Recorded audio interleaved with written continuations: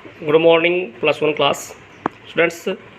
In previous video, we discussed about the fundamental and derived physical quantities, and we discussed their unit. Okay. Then we also discuss about the system of units. Today we will discuss the next chapter, first unit, third chapter, and name of the chapter is measurement of length, mass, and time. So, beta, in this video we will see how we can measure length, mass, and time. So first of all we will start with the measurement of length. तो to measure the length बच्चों we can use the direct method as well as indirect method. Then measurement of length, this then we discuss measurement of time, and also we discuss with the measurement of mass. In the because length can be measured directly or indirectly, so we have two methods, one is direct and one is indirect.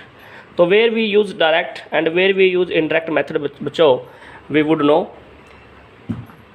If we use a meter scale, बेटा सभी हम metre scale use करते हैं, तो a metre scale for distance from 10⁻³ metre to 10⁻², यानी कि बच्चों you can say that 10⁻³ metre से अगर आपकी डिस्टेंस 10⁻² मीटर है, 100 यानी कि 10⁻² मीटर 100 मीटर तक आप क्या करते हो बेटा, मीटर यूज़ करते हो, मीटर स्केल यूज़ करते हो, ठीक है। सिमिलरली अगर आपके पास दूसरा, ये तो आपका मीटर स्केल है, आपके पास एक इंस्ट्रूमेंट है जिसकी हेल्प से आप डिस्टेंस को मेज़र कर सकते हो या लेंथ को मेज़र कर सकते हो। ऐसी लेंथ जिसकी जो कितनी हो बेटा 10⁻³ मीटर से 10⁻² मीटर तक का ऑर्डर है। सिमिलरली हमारे पास एक वर्नियर कैलिपर भी है बच्चों, वर्नियर कैलिपर्स, ठीक है। तो वर्नियर जो कैलिपर है ये लेंथ कहाँ तक के ऑर्डर की मेज़र कर सकती है बच्चों, तो it can measure up to 10⁻⁻⁴ metre. 10⁻⁻⁴ metre तक की जो लेंथ है बच्चों वो किससे मेज़र की जा सकती है, वर्नियर कैलिपर से। और इसके बाद भी बच्चों हमारे पास एक स्केल है, दैट इज स्क्रू, एक इंस्ट्रूमेंट है स्क्रू गेज, स्क्रू गेज बोलते हैं इसको, स्क्रू गेज या स्पैरोमीटर भी हो, सेम उसका कह सकते हो, स्पैरोमीटर भी इसी में होता है। दोनों कहाँ तक की डिस्टेंस मेजर, लेंथ मेजर कर सकते हैं बच्चों 10⁻⁵ मीटर, यानी कि यहाँ तक के ऑर्डर की जो लेंथ है वो हम इन स्केल से यानी इंस्ट्रूमेंट से मेजर कर सकते हैं। बट ऐसी डिस्टेंस लेंथ जो इन रेंज से बाहर है बच्चों, इनकी रेंज से जो बाहर चली जाएगी तो उनको हम डायरेक्ट नहीं मेजर कर सकते बच्चों। उन लेंथ को कैसे मेजर किया जाएगा, इनडायरेक्ट मेथड से मेजर किया जाएगा। ओके, तो first of all we will use the echo method. Echo method हमारा जो है बच्चों वो इनडायरेक्ट मेथड है, और उसकी हेल्प से हम क्या मेज़र कर सकते हैं बच्चों, लेंथ मेज़र कर सकते हैं, ठीक है। इक्को मेथड, और बेटा इसको रिफ्लेक्शन मेथड भी बोलते हैं हम, क्या बोलते हैं इसको बच्चों, रिफ्लेक्शन मेथड। तो this is the first method which is indirect method to measure the length, ठीक है बच्चों। तो लार्ज जब डिस्टेंस मेजर करनी है वहाँ पे यूज़ किया जाता है। इक्को is the phenomena of repetition of sound on reflection from N obstacle. सबसे पहले तो बच्चों आपका जो इक्को है वो आपको समझ में आना चाहिए कि हाउ यू विल डिफाइन इक्को। रिपीटेशन ऑफ क्या लिख दो आप बस, बेसिकली रिपीटेशन ऑफ साउंड, ठीक है, repetition of sound on reflection from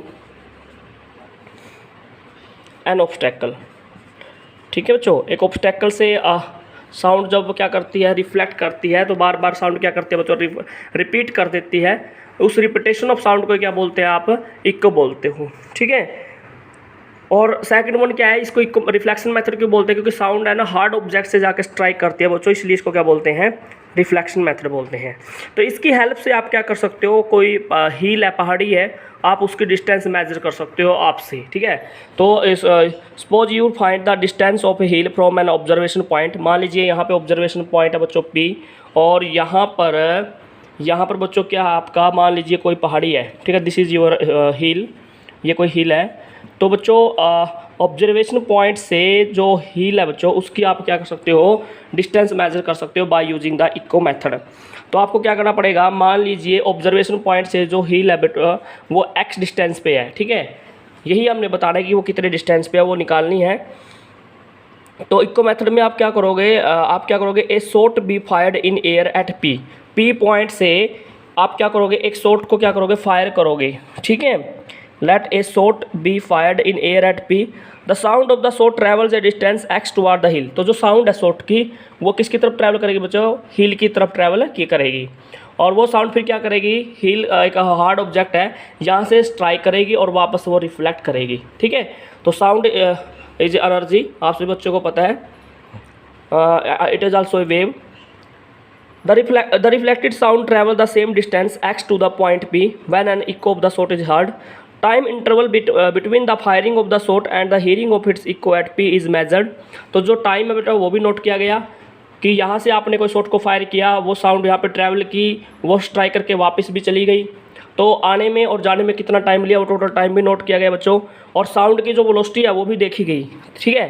तो हमें डिस्टेंस मेजर करनी है कि कितनी डिस्टेंस है ऑब्जर्वेशन पॉइंट से हिल की। डिस्टेंस मतलब आपको एक्स बतानी है बच्चों। जनरली आपको पता है डिस्टेंस होती क्या बच्चों, स्पीड या वेलोसिटी मल्टीप्लाई बाई टाइम होती है। ये फॉर्मूला याद रखना आपने, ठीक है। Distance is equal to velocity into time, 9th class में बच्चों आपको बताया भी था, distance is equal to velocity into time. अच्छा, साउंड की वेलोसिटी कितनी है बच्चों, v, ठीक है।